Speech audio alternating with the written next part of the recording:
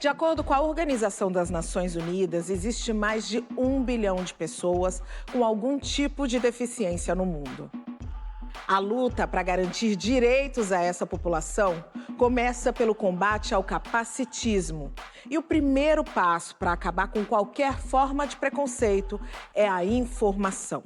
Deficiência não é algo a ser superado, e sim adaptado à realidade de cada um. O Estação Livre de hoje vai te mostrar histórias de pessoas reais, com vivências reais e cotidianas como essas daqui. Quando eu penso as personagens, não apenas pensar numa escrita inclusiva, mas também na acessibilidade desses livros para todas as pessoas. E vem com vontade de querer aprender. Sabem que aqui abriu uma porta, que vão ensiná-los, que vão buscar o melhor deles, vão cobrar o melhor deles, vão aprimorar o melhor que eles podem. E de cara já me incomoda bastante o fato de eu só encontrar informações sobre pessoas brancas com síndrome de Down, nada sobre pessoas negras, né? Eu sou negro surdo. O cara é muito da hora, porque eu sempre pergunto para vocês ouvintes, como você aguenta ouvir 24 horas por dia? Como? A ACD hoje é um complexo que trabalha na reabilitação de pacientes com deficiência física, entre outras atividades. Eu dirijo falando em 2 línguas, em português e em libras, numa coisa que a gente chama de bimodalidade. Eu considero o nanismo não como uma deficiência, como uma diferença. Eu acho que a pessoa tem que considerar assim, ninguém tem deficiência, tem uma diferença, porque ninguém é igual a ninguém. Só que se você ficar olhando o defeito do outro, ficar rindo, ficar fazendo isso, você não olha pra você.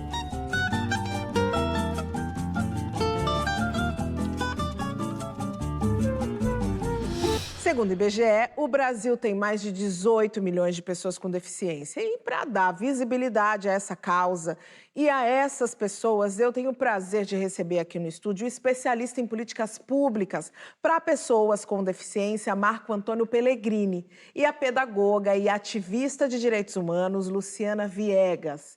Boa noite, Luciana. Boa noite, Marco. Boa noite. Sejam bem-vindos. Boa noite. E se, em vez da palavra falada, a poesia for declamada com o corpo?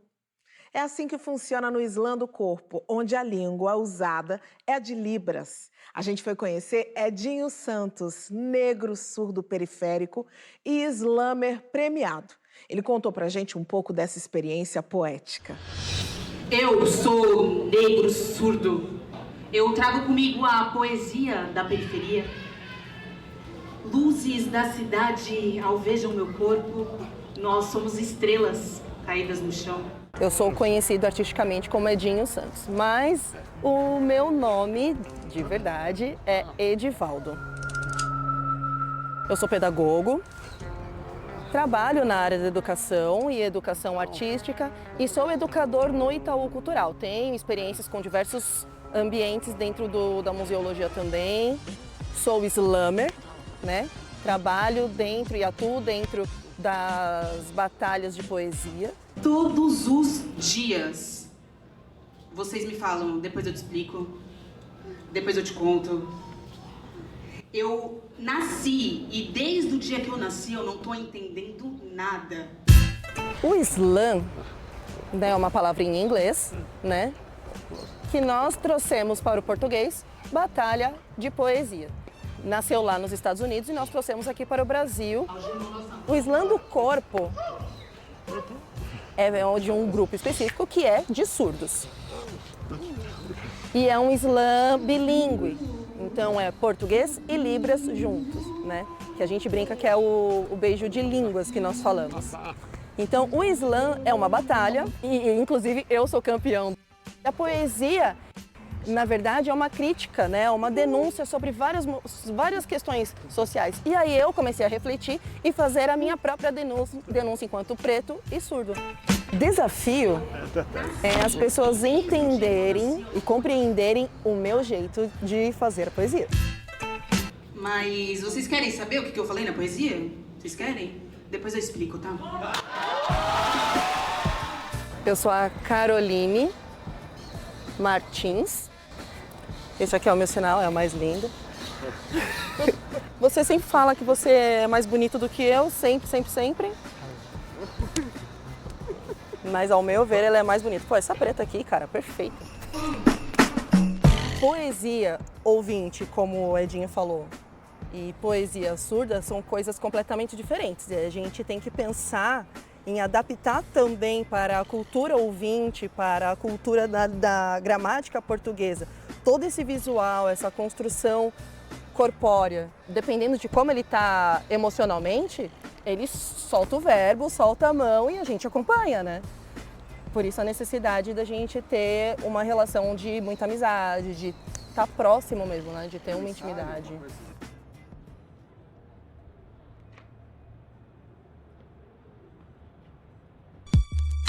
100% surdo, surdo total, nasci surdo, mas eu mereço nascer surdo, eu entendo e eu sou feliz com isso. Cara, é muito da hora, porque eu sempre pergunto para vocês ouvintes, como você aguenta ouvir 24 horas por dia? Como? A minha felicidade é um mundo em silêncio. Eu vou ensinar porque, assim, a maioria das pessoas não sabem o significado da palavra mudo. A palavra mudo é para pessoas que não têm voz. Na verdade, isso está no dicionário e é uma definição muito errada. É porque a pessoa não ouve. Eu não ouço. Mas você falar que eu sou mudo... Consegue ouvir? Não tem voz? Me chama de mudo? Pô, meu sonho é uma única coisa. Impactar o mundo com a perspectiva surda.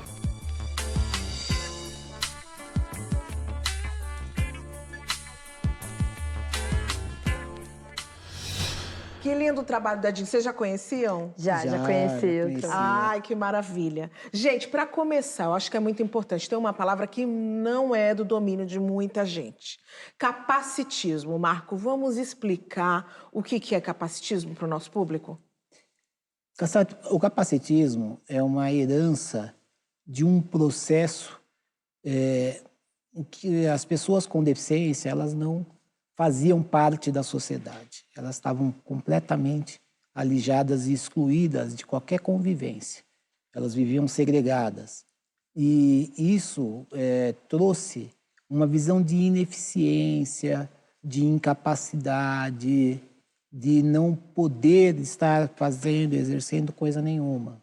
E em palavras e em atitudes, isso se reproduz ainda hoje, apesar da realidade ter mudado completamente. Então, ainda hoje, várias expressões, o dar mancada, o anãozinho, o aleijado, e uma série de outras falas que diminuem e que colocam a pessoa em uma condição menor, ainda são frequentemente utilizadas. E também as atitudes disso. Quer dizer, não, isso aqui não é para você... encontrei uma tarefa mais fácil. Não, espera aí que eu vou até aí. Então, cria barreiras, impõe condições que afastam as pessoas do exercício da cidadania e do respeito. E como isso dificulta, né, Luciana, a possibilidade de que as pessoas possam acessar lugares, postos de trabalho, ter um dia a dia mais tranquilo e incluso, né? Sim, é muito complicado, porque o capacitismo, eu entendo ele como uma estrutural, né, na sociedade, tal qual o racismo.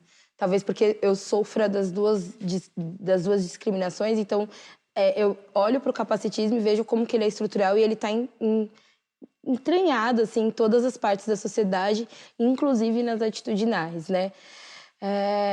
Tem sido muito importante debater o capacitismo a partir dessa perspectiva, como se ele fosse estrutural, de fato ele é, para a gente poder romper também essa barreira, para deixar de entender que o capacitismo não é só ofender individualmente uma pessoa, mas também aquele pensamento, aquela decisão que a gente toma por pessoas com deficiência, presumindo uma incapacidade, né? Me fala um pouco dessa fita que você está usando aqui hoje. Esse é um cordão de girassol usado para reconhecimento de deficiências invisíveis. Então, pessoas com deficiência invisível, no meu caso eu sou autista, podem usar esse cordão de girassol para se identificar, né, dentro dos espaços e aí conseguir pelo menos não ser questionado naquela fila preferencial que você precisa acessar, alguma coisa, porque isso acontece muito com pessoas com deficiências invisíveis. Às vezes a gente está numa fila e aí a gente é questionado, por que você está aqui? E aí você toda uma questão muito constrangedora para a pessoa com deficiência que não precisaria passar por isso. E o cordão de girassol ajuda nessa identificação. Gente, editora Mostarda, ela vem fazendo um importante trabalho em via de inclusão em mão dupla. Contempla aí os leitores que são deficientes visuais com livros em braille e apresenta histórias de importantes personagens negros para o público infanto-juvenil. A gente foi conversar com a autora de 2 dos livros da coleção Black Power e uma de suas leitoras.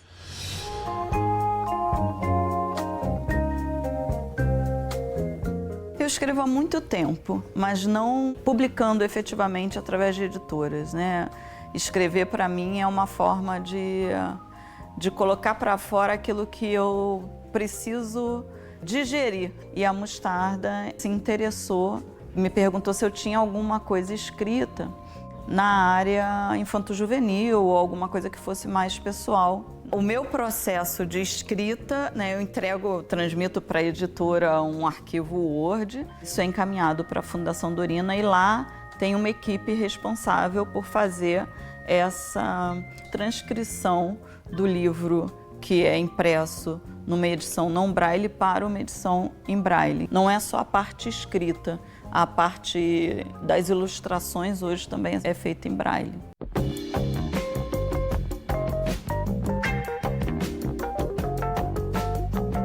Quando eu penso as personagens, não apenas pensar numa escrita inclusiva, mas também na acessibilidade desses livros para todas as pessoas. A sociedade como um todo precisa ampliar a imaginação e pensar uma sociedade com múltiplas possibilidades para todas as pessoas. E se a gente não traz isso desde a infância, se a gente não começa a imaginar possibilidades desde a infância, a gente cresce um adulto ou uma adulta limitado na nossa potencialidade, na nossa construção de sociedade. Não é questão de escolha. Eu acho que não pode abrir mão do braille nessa fase da vida, porque o braille dá acesso naturalmente à ortografia, à pontuação, que muitas vezes você com um leitor de tela, você acessando o livro digitalmente, ouvindo esse livro, você não vai ter. O Brasil é um país que lê pouco por diversas razões, inclusive pelo custo dos livros, né? Produzir um livro é caro, produzir um livro em braille é ainda mais caro. Eu vejo hoje alguns estados e municípios pensando em livros não impressos, né, em livros eletrônicos disponíveis em tablets, quando você tem pessoas que não têm nem acesso à internet. A energia elétrica, o livro em braille, ele tem que estar dentro de uma política pública de acessibilidade, né, de inclusão. Eu estudei, né, num colégio especial e lá eu tinha acesso aos livros, né, em braille. E aí quando eu fui para o segundo grau, né, colegial, ensino médio, daí era mais complicado, porque eu estudei em um colégio público e aí não tinha os livros. E depois eu fui para a faculdade, eu fiz minha primeira graduação em nutrição e aí de novo sem acesso a livros.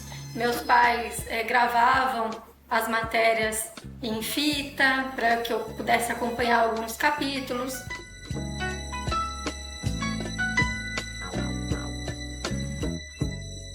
Os livros que eu já lancei pela Mostarda são o Meninas Sonhadoras, Mulheres Cientistas, volume 1, E agora, o Meninas Sonhadoras, Mulheres Cientistas, volume 2, eu tenho ainda o Lélia Gonzalez e o Michelle Obama, ambos em braille também. Me sinto realizada de saber que o meu livro pode ser lido por todas as pessoas, inclusive por pessoas que tenham deficiência visual. Fecha o olho e me leia, em braille, em braille, em braille. Fecha o olho e me leia, em braille, braille, braille. Isso aí, a gente ainda vai falar hoje aqui de tecnologia, esporte e teatro, só que daqui a pouquinho, depois do intervalo.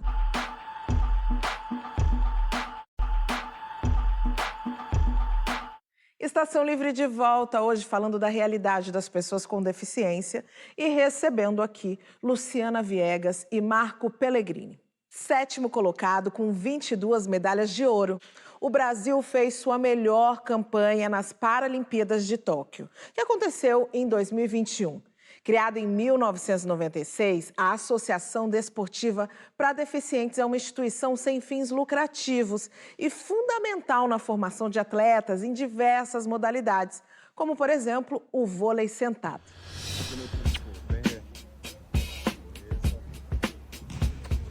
Nós estamos no Centro de Treinamento Paralímpico, estamos localizados aqui na região do Jabaquara, zona sul de São Paulo. Aqui nós estamos com a nossa equipe de vôlei, uma equipe de vôlei misto. Essa equipe ela está iniciando esse ano, tá? Então nós temos atletas iniciantes e atletas que já têm alguma bagagem esportiva. Nós temos 14 meninas e aí uma média de 10 a 12 rapazes. Eles treinam para participar de campeonatos, primeiro estadual, campeonato brasileiro, e alguns são convocados até pela seleção. Tem pessoas que se superam aqui e vêm de muito distante. Tem gente que vem de Mongaguá, tem gente que vem de Várzea Paulista, tem gente que vem de Praia Grande, Brasilândia, e vem com vontade de querer aprender. Sabem que aqui abriu uma porta que vão ensiná-los, que vão buscar o melhor deles, vão cobrar o melhor deles, vão aprimorar o melhor que eles podem.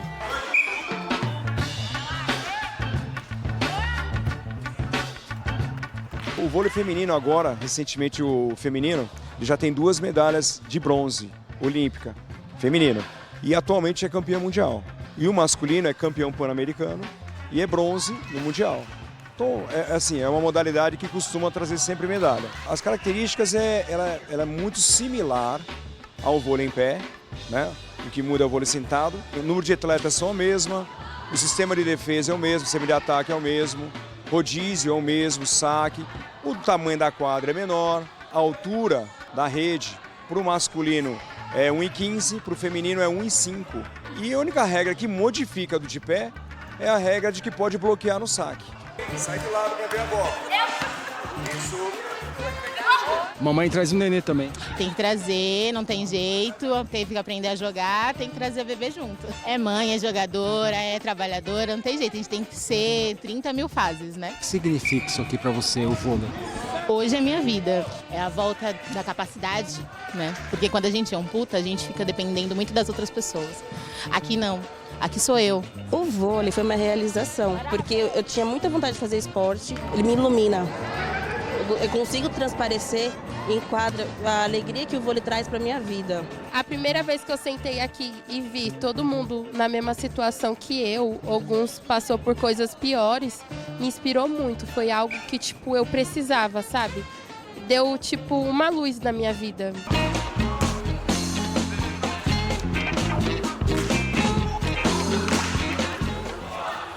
Vocês praticam esporte? Luciana pratica esporte? Não. Marco pratica. Eu tenho um hobby, tenho uma equipe de corrida de carros antigos. Que Nós maravilha. vamos pro autódromo, então é bem legal. Eu já quero participar dessa corrida aí. Tá convidadíssima. Você é radical. Convidadíssima. E eu acho que é importante perguntar, uma pessoa com a deficiência como a sua, que esporte poderia praticar? Um esporte que é muito comum para a nossa condição é a bocha. O Brasil foi super campeão, inclusive, com o Dirceu. Foi uma época exitosa. Ainda tem outros discípulos dele aí atuando. Ai, que maravilha! E essa questão, o Brasil tem várias medalhas na Paralimpíadas, mas a gente sabe das dificuldades de investimento já em atletas que não têm deficiência. Como é que a gente enxerga esse cenário de investimento e patrocínio, Marco, para atletas paralímpicos? Olha, Cris, eu acho que nós temos alguns fatores que são muito importantes e que definem esse sucesso, que mostram esse sucesso. Primeiro, que a gestão do esporte paralímpico no Brasil é o Comitê Paralímpico Brasileiro que faz isso e que tem na presidência e na gestão uma pessoa com deficiência, o Misael. O Misael é um super campeão.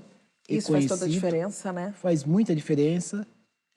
A independência do Centro Paralímpico, que ele recebe um recurso da loteria e além desse recurso, também a imagem que se transformou, o atleta paralímpico, né? A fortaleza, que é isso, também trouxe investimento privado, então várias empresas querem se associar, né? Na época, no começo, tinha gente que queria colocar lá patrocínio e não queria aparecer. E Sério? hoje não, é o contrário, o sujeito quer aparecer, quer estar lá. É muito bonito a gente ver essa transformação. E que o grande celeiro, que é outro pilar do sucesso, é a inclusão escolar. Então, são os jogos escolares que a inclusão trouxe os alunos com deficiência para dentro da rede regular e que hoje a Paralimpíada escolar, ela conta com mais de 2.000 pessoas. Nossa, com a bastante. participação de todos os estados, todos os entes federativos brasileiros. E isso é que dá o sucesso que nós somos. A escola é um instrumento muito importante, né? Sem dúvida. Luciana, Marco trouxe um contexto importante, que é esse contexto da inclusão escolar. Recentemente, a gente assistiu aí algumas agressões que ocorreram dentro da sala de aula com crianças com deficiência invisível, né? Crianças com deficiência intelectual. Queria que a gente pudesse trazer um pouco desse contexto. Como é que nós estamos hoje no Brasil? Eu acho que a educação inclusiva, uma das coisas que a gente tem como ganho é entender que quando a gente fala de educação inclusiva, a gente está falando também de educação, de modo geral, né? Então, a educação inclusiva, e aí eu costumo dizer que a criança com deficiência dentro da sala de aula, ela faz uma crítica, não àquela aula, aquele professor específico, mas aquele sistema educacional que não serve para ela, mas também não serve para criança negra, para crianças trans e para outros tipos de identidades que a gente tem na sala de aula. Então, o que a gente tem atualmente é um contexto muito violento, mas não é por conta da questão da criança com deficiência, mas por conta do sistema educacional que precisa ser revisto, né? Então, a reflexão que a gente sempre traz quando a gente pega uma pessoa do século XVIII e coloca no meio da rua, ela vai achar que ela está num outro planeta, porque ela não vai reconhecer fisicamente aquele espaço. Mas quando a gente pega uma pessoa do século XVIII e coloca dentro de uma sala de aula em 2023, ela vai saber que ela está numa sala de aula. Então, isso é sintomático. A gente tem um problema aí estrutural. E a educação inclusiva é sobre isso também. E sobre a reflexão que o professor, que o sistema educacional precisa fazer para aprender a incluir pessoas com deficiência. Então, quando a gente fala de educação para pessoas com deficiência, a gente está falando também de uma educação que não priorize a oralidade, porque existem pessoas que não falam, que usam outra forma de comunicação, que não priorize a inteligência, essa ideia de QI que a gente tem, né? De quem é mais inteligente, quem é superdotado, exatamente. E eu tenho a completa noção do que você está falando, porque eu tenho um irmão com deficiência intelectual que convive comigo, eu que sou responsável, sou a tutora do Marcelo, e ao longo de toda a vida dele, eu acompanhei esse sistema educacional e como isso faz diferença. E a importância também desse acolhimento, né? A gente tem algumas leis, inclusive o Brasil é referência no mundo todo de um modelo, de um paradigma de inclusão. É muito importante a gente deixar isso bem claro, mas a gente precisa disso na prática, tá? Então, formação de professores, formação da comunidade escolar e debate profundo dentro da sala de aula de capacitismo. Quando o filho Noah nasceu e foi diagnosticado com síndrome de Down, o Tiago Ribeiro teve dificuldades de encontrar informações sobre essa alteração genética em pessoas negras. E aí ele criou, então, o projeto Invisibilidown, que, além de um trabalho fotográfico, acabou se tornando uma fonte de pesquisa importante sobre o assunto.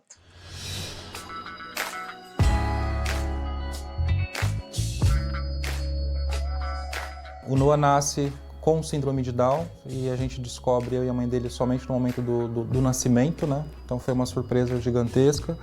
E o Invisibilidade ele vem numa busca minha por tentar entender essa condição nova do meu filho, né? Essa nova realidade de ser uma família atípica, né? Com uma criança com deficiência, né? Eu criei, né, há uns 2, 3 anos o perfil do Instagram, né, que chama Invisibilidade.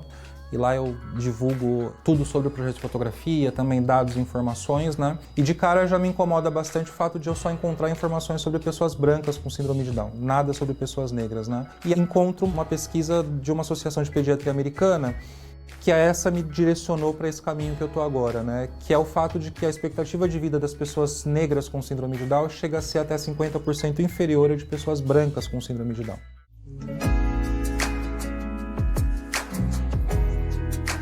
E a única conclusão que eles chegaram era de que a falta de acesso aos serviços de saúde de qualidade e às múltiplas terapias que eles precisam desde o começo da vida para se desenvolver era o que determinava essa baixa expectativa de vida. Traduzindo para o português brasileiro, o racismo, né? Desigualdade social era o que determinava essa baixa expectativa de vida, né? E dentro das pesquisas eu descobri também que a incidência de nascimentos da síndrome de Down ela vai ser proporcional ao tamanho das populações. Então, num país como o Brasil, onde 56,4% é de pretos e pardos, os negros, a gente pode assumir que a maioria da população com síndrome de Down também vai ser negra. Então, enquanto teve um avanço nas questões da síndrome de Down ao longo dos anos, né, 30 anos atrás a expectativa de vida geral era de 25 anos, né? Hoje já chega em 60 mais ou menos, né, mas para pessoas brancas. Para pessoas negras essa expectativa de vida ela se manteve inalterada em até 25 anos somente. Então, o fato de nós não vermos pessoas pretas com síndrome de Down por aí não é simplesmente acaso, né? Essas pessoas estão morrendo antes da hora, né?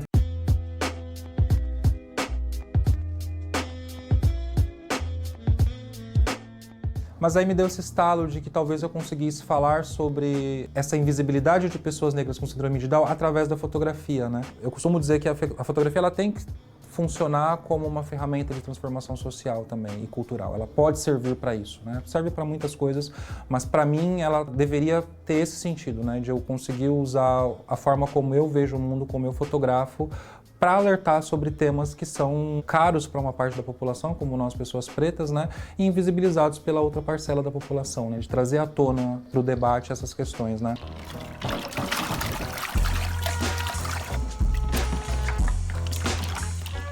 O Brasil tem uma legislação muito boa, tem leis muito boas, o problema é que não são implementadas como deveriam e não funcionam muitas vezes, né. Então o problema não é criar mais leis, né. Nesse sentido, sobre pessoas negras, nós precisamos de dados e informações sobre essas pessoas. Então importa hoje que institutos de pesquisa, prefeituras, secretarias de pessoas com deficiência, universidades comecem a entender a necessidade de produzir dados e informações sobre essa realidade, né? E aí somar esforços, né? É esse tipo de apoio, né? De mais vozes que se somem e que também trabalhem para produzir conteúdo e material para que a gente interrompa esse ciclo de mortalidade de pessoas negras com síndrome de Down.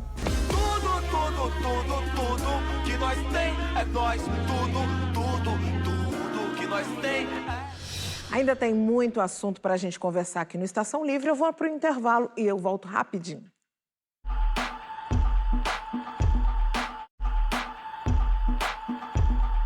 Estação Livre de volta, recebendo aqui Marco Pellegrini, Luciana Viegas e falando sobre políticas para pessoas com deficiência. Uma referência no tratamento de pessoas com deficiência física e motora. A ACD, entidade sem fins lucrativos, tem atuação em todo o território nacional. Com tecnologia de ponta, atende tanto na rede particular como pelo Sistema Único de Saúde.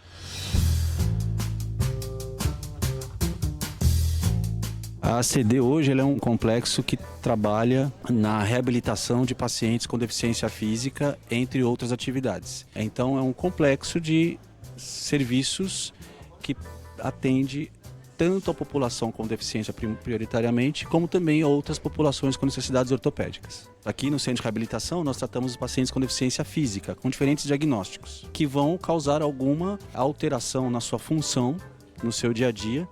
Pode ser adquirida ou pode ser congênito, e se faz todo um trabalho de reabilitação para que o indivíduo, com o potencial que ele tem ou a ser desenvolvido ou residual, se reintegre à sociedade nos seus diferentes sistemas. Pacientes que têm essas alterações, ou como falei, ou nascem com elas ou adquirem durante a vida e que vão precisar de uma reabilitação para aprender sobre a sua deficiência e depois se reinserir na sociedade, né?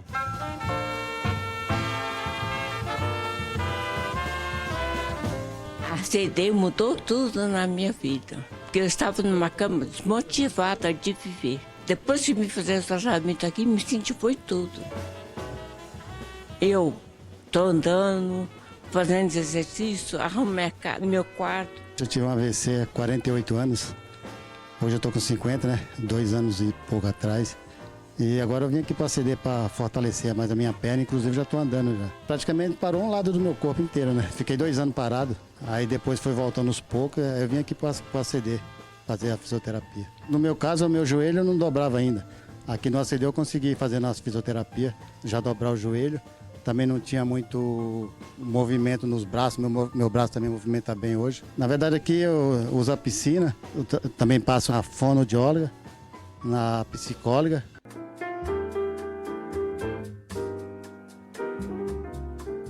Como é que eles chegam até aqui? A instituição é uma instituição filantrópica, né? Então ela tem algumas portas de entrada.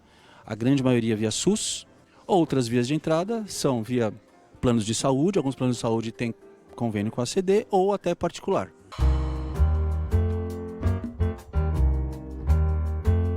O Locomate, ele é o nome de um equipamento que ele trabalha com terapia robótica. O robô dele funciona para os membros inferiores, para a movimentação dos membros inferiores. Então, para que ele é utilizado? Para aqueles pacientes que, por algum motivo, perderam a capacidade de andar de uma forma harmônica como ele andava antes do seu acidente. O robô nos ajuda na reabilitação motora desses pacientes. Seria mais uns 6 meses, no final do ano agora. Aí eu acredito que já vai dar alta daqui, né? Eu quero agora viver a vida, cuidar mais de mim também, na verdade, né? Adoro, a CD é tudo pra mim. Fico muito feliz quando venho pra cá. A CD é um anjo que caiu na minha vida.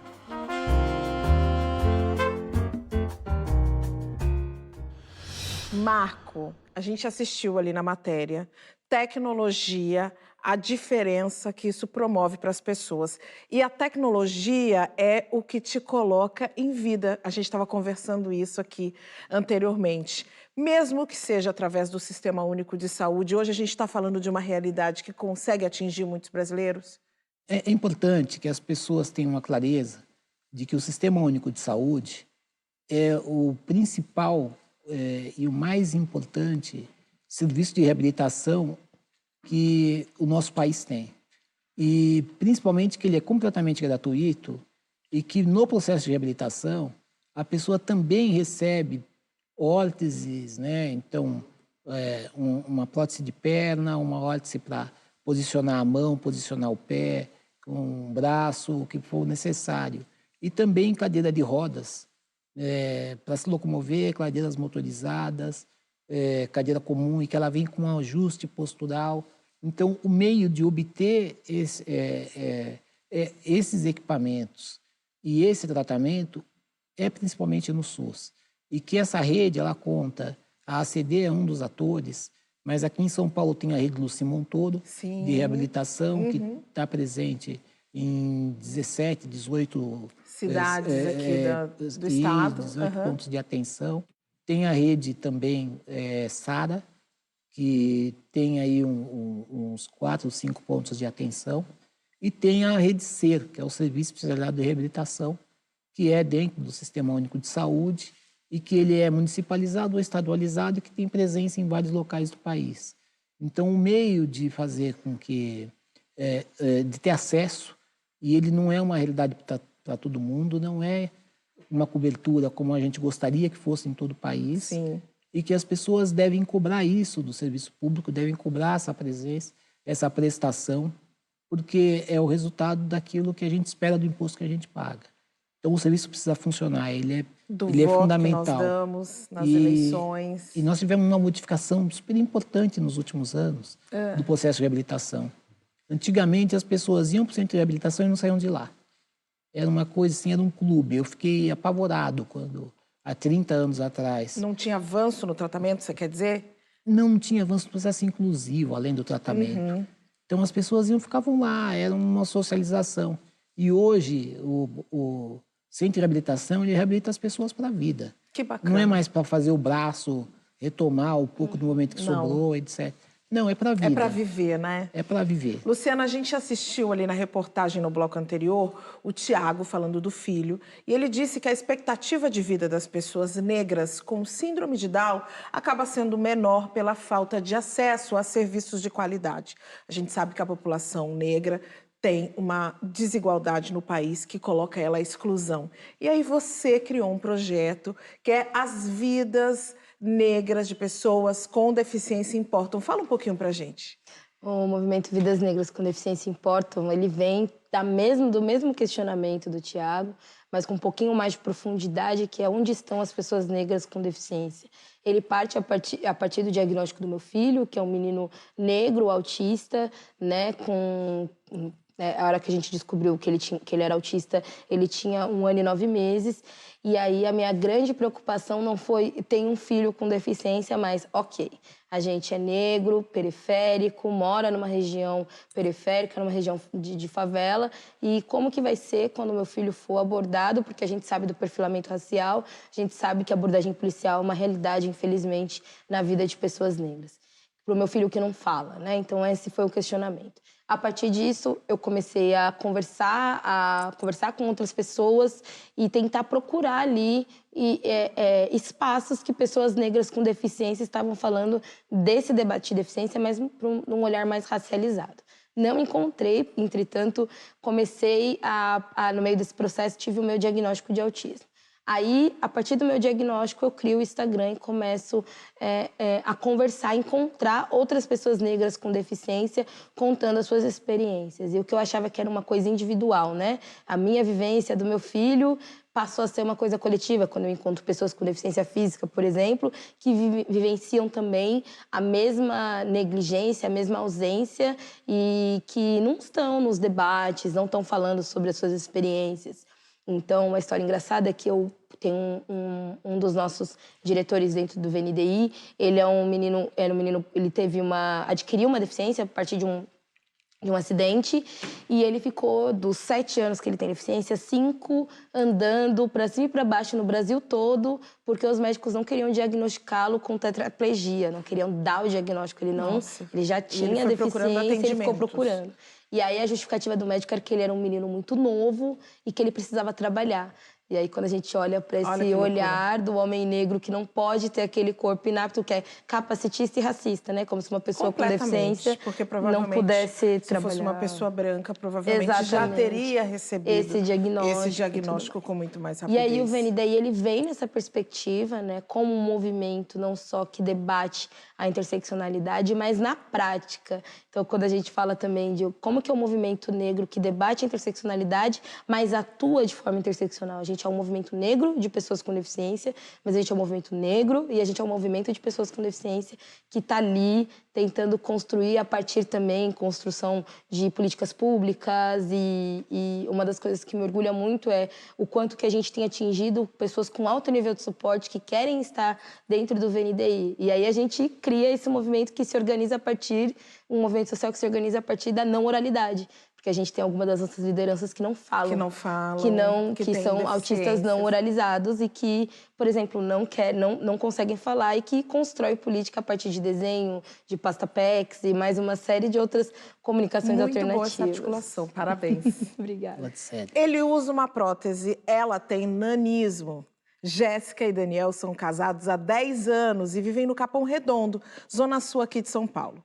O amor entre eles não se abala com os preconceitos e nem com as limitações que a deficiência impõe.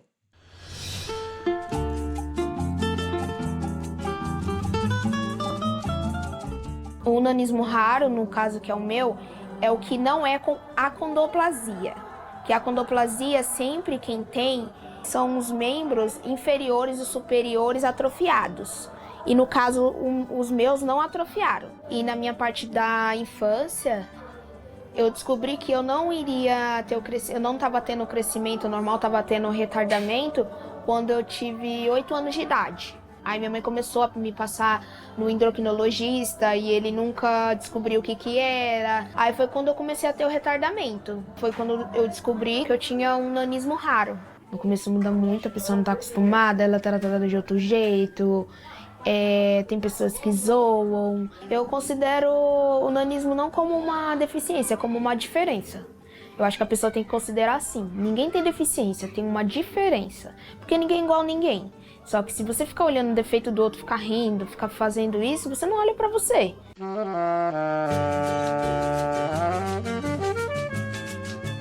Eu uso uma prótese, acidente de moto, 21 anos atrás. A Jéssica, a história é boa, eu conheci ela no Pancadão. Ela com uns amigos, tudo dançando, só que eu já tava de moleta, assim, a perna, né? Eu tava vindo com um amigo meu, toque. Só que eu já vi ela de longe, dançando, um shortinho, um bolinho, já me apaixonei de longe.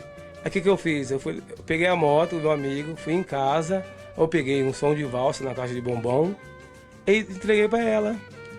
E por isso, hoje nós estamos casados há 10 anos. Eu amo ela de paixão, ela é minha vida. Eu tô por ela o resto da vida. Enquanto Deus permitir nós na terra, eu tô com ela. Não largo ela por nada nesse mundo.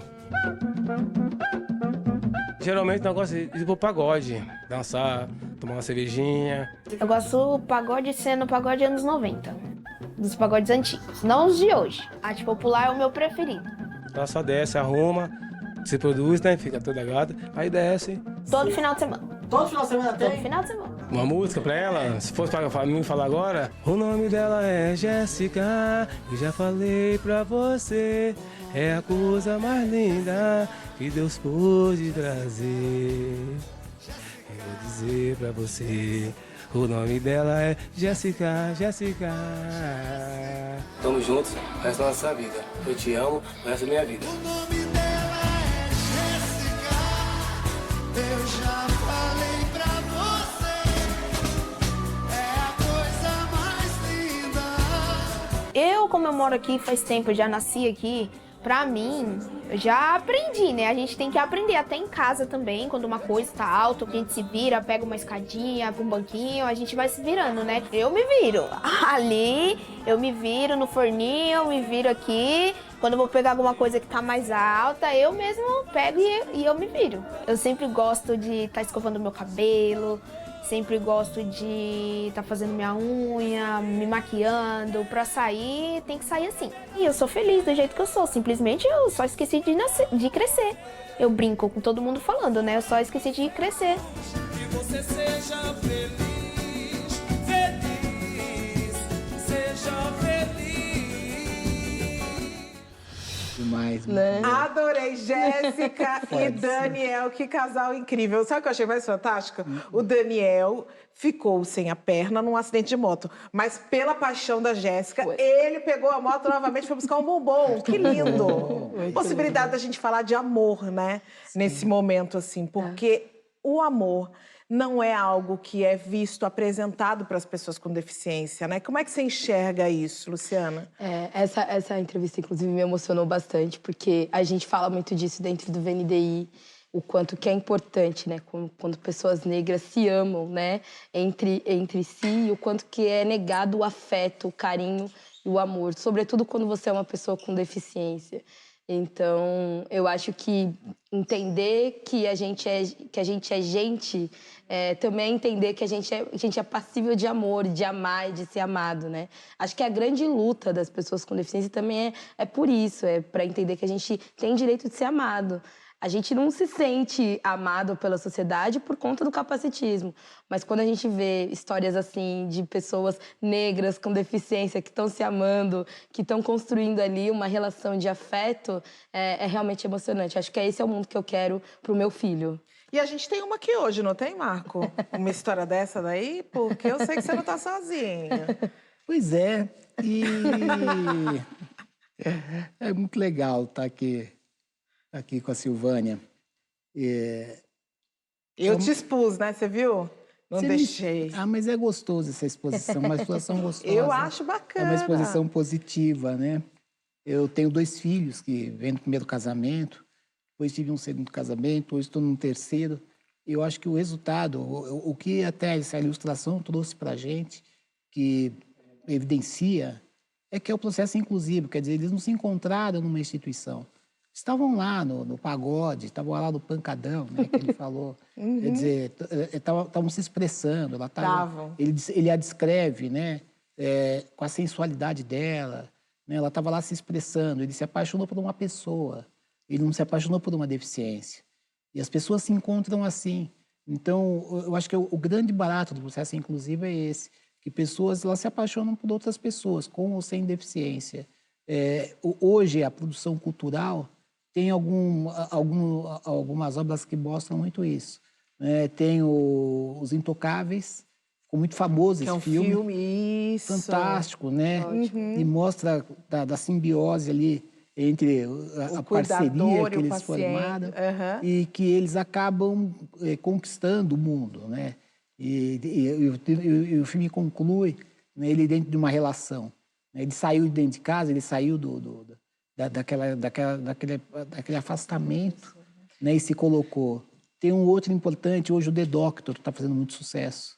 Então, também, que é um médico com aspecto autista, né? Com aspecto autista que também se envolve. Então, você veja, ele encontrou uma pessoa como é o comum que as pessoas fazem, com quem está perto, no trabalho, na escola. Eu achei super interessante esses exemplos que você trouxe, porque falar de amor não é só falar de amor entre duas pessoas que se relacionam amorosamente, sexualmente. É o amigo, é o companheiro, o parceiro, é família, isso é amor. E eu vou aproveitar, vou terminar esse bloco com um beijo para o casal Jéssica e Daniel. Já viraram meu casal favorito. Eu vou para o intervalo, depois a gente vai conhecer uma peça de teatro com uma proposta inclusiva e sensorial. É rapidinho.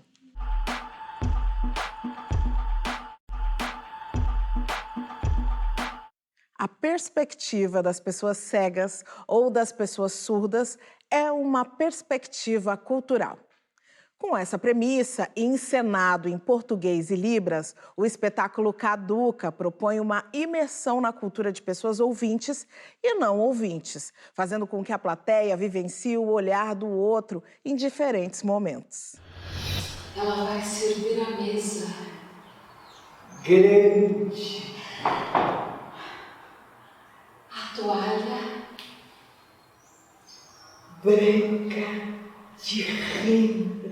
O coletivo Grão é um coletivo de artistas, um coletivo multicultural que nasceu em 2012 de um projeto meu e da Juliana Keiko de criar estratégias de ampliação de diálogo por meio da arte, com uma ideia que era fazer espetáculos que fossem 100% acessíveis e 100% sustentáveis. O Caduca é um espetáculo que surgiu em 2017.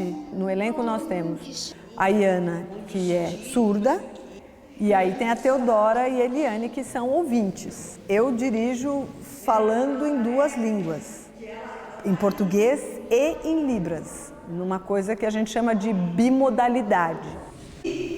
Foi. Eu nunca que pensei de virar cantora de rua. O meu sinal na comunidade surda é este, meu nome é Iana, eu sou natural do Nordeste e eu me interessei muito pela área artística, pelas artes. Estava habituada a ver mais ouvintes nesse lugar, né, da televisão, da arte. E aí eu, jovenzinha, pensava que esse espaço não era para mim. Então, depois, quando eu ingressei na universidade, em Recife, eu fui para o curso de Letras Libras. E eu tive uma disciplina que se chamava Literatura Surda. E eu comecei a trabalhar com o pessoal há pouco tempo e eu estou achando maravilhosa essa proposta do Grão, que é essa apresentação cênica que não tem os recursos, né, as tecnologias assistivas separadas, audiodescrição, intérprete de Libras, tudo separado, cada um na sua caixinha. Não, tá tudo junto, tá integrado direto em cena. Onde é aqui? Aqui? É o teatro. Teatro? Que teatro? Que você veio fazer um teste. pensar um grande desafio é pensar de fato como que se dá essa relação, né, com outras duas atrizes que são ouvintes, né, e que não dominam a língua de sinais. Então, a gente tem ensaiado bastante e pensado essa comunicação que ela é muito mais pelo olhar, pelos gestos, pela movimentação corporal. E isso está sendo, para mim, um grande desafio, porque é uma experiência bem diferente das que eu tive anteriormente. Essa interação, acho que só acontece numa situação como essa. Porque é muito fácil você olhar no olho do ator que está contracenando com você e trocar com ele as suas emoções. Ele vai te ouvir, ele vai te entender na tua linguagem, né? E quando você trabalha com uma pessoa como a Iana, eu não lido com as libras, né? Então essa comunicação é muito mágica. Acho que a gente precisa ampliar realmente e criar mais caminhos para que mais pessoas tanto façam teatro, participem não só do teatro como de outras artes em geral, como também tenham coragem de sair de casa para assistir, porque às vezes elas vão ao teatro e não se sentem representadas de forma alguma, então elas acabam desistindo. Pensando na área do teatro, né, eu gostaria muito que a sociedade nos olhasse mais, né, que a gente tivesse mais visibilidade dentro da sociedade. Porque ele gosta de muito café, mas com pouco açúcar. Por favor, coloque aí na cabeceira. Marco, Luciana, programa chegando ao fim. Que pena, já tô ficando preocupada porque esse programa tá muito gostoso. Só que antes da gente finalizar, eu quero saber de vocês o que vocês enxergam de mais urgente na luta pelo bem-estar, pelo bem-viver da pessoa com deficiência no Brasil. Começando pelo Marco. Olha, Cris, eu vejo que nós em 20 anos avançamos muito. O processo inclusivo, ele é exitoso. E hoje, eu acho que a questão emergencial que nós temos é a rede de cuidados. Hoje as pessoas, elas têm muita tecnologia no tratamento, na medicina, tem uma rede que deve entregar reabilitação, só que a pessoa vai para a vida e morre por falta de cuidado. Morre com uma ferida, morre com infecção urinária, morre por falta da vacina, morre por falta de orientação. Então, é muito caro o processo de cuidado, se pago pela pessoa. Pouca gente consegue ter cuidador, ter assistência médica especializada. Ali, né? E o Estado precisa prover isso. O Estado brasileiro precisa urgentemente providenciar a realidade de lei que está exigida na lei, de oferecer uma rede de cuidados. Luciana, e o que a sociedade como um todo pode fazer além desse papel do Estado? Eu acho que entender profundamente o capacitismo e as suas diversas formas que ele se apresenta na sociedade. Eu acho que quando a gente debate capacitismo de forma profunda, né, entendendo que a pessoa com deficiência é uma pessoa, sai daquele lugar de que quando eu faço parte de uma rede de cuidado, eu estou sendo bonzinho com uma pessoa com deficiência, né? Quando isso deixa de ser, essa narrativa ela deixa de existir, a gente consegue avançar, porque aí a gente consegue pensar em autonomia, na capacidade jurídica, né, dessas pessoas com deficiência, na garantia de direitos, em como que a gente vai dar essa educação, que é um tema muito amplamente debatido no Brasil, sobre como que a gente debate educação inclusiva, né, que é a grande questão que deixa os professores com cabelo branco. Então, eu acho que esse debate profundo sobre capacitismo e sobre a existência e a vivência, o bem viver de pessoas com deficiência, precisa ser mais amplificado. Acho que essa é uma das coisas fundamentais para a gente debater quanto sociedade, a importância de programas como esse, de debates mais abertos assim, para entender de fato como que o capacitismo se desenvolve na vida individual de cada pessoa com deficiência, né? Eu costumo dizer que eu falo do meu autismo, não do autismo do meu filho, mesmo sendo fazer parte de uma rede de cuidado de uma criança com deficiência. Eu não consigo entender como que o capacitismo atinge uma criança não oralizada como meu filho é, mas eu sei como ele me atinge, né? Sendo essa pessoa que fala, mas que tem ali as suas limitações e que às vezes não consegue se sentir incluída na sociedade. Marco Pellegrini, Luciana Viegas, muito obrigada. Foi um prazer imenso receber vocês aqui, fazer esse programa gostoso. Acho que, como a gente falou ali no início do programa, o que a gente queria era trazer informação para que esse assunto venha mais à tona e a gente consiga fazer parte dessa luta, que é a luta pelo bem viver das pessoas com deficiência. Muito obrigada.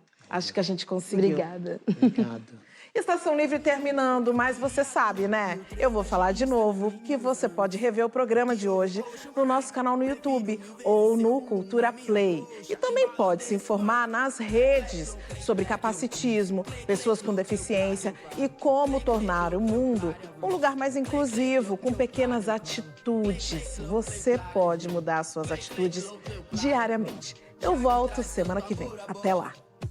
Fecha o olho e me leia. Braille, braille. Fecha o olho e me leia. Braille, braille, braille. Fecha o olho e me leia. Braille, braille, braille. Fecha o olho e me leia. Braille, braille, braille. Deixa um pouquinho pra ler amanhã e diga o que entendeu de mim. Deixa um pouquinho pra ler amanhã. Se o tempo amanhecer ruim, deixa um pouquinho pra ler amanhã.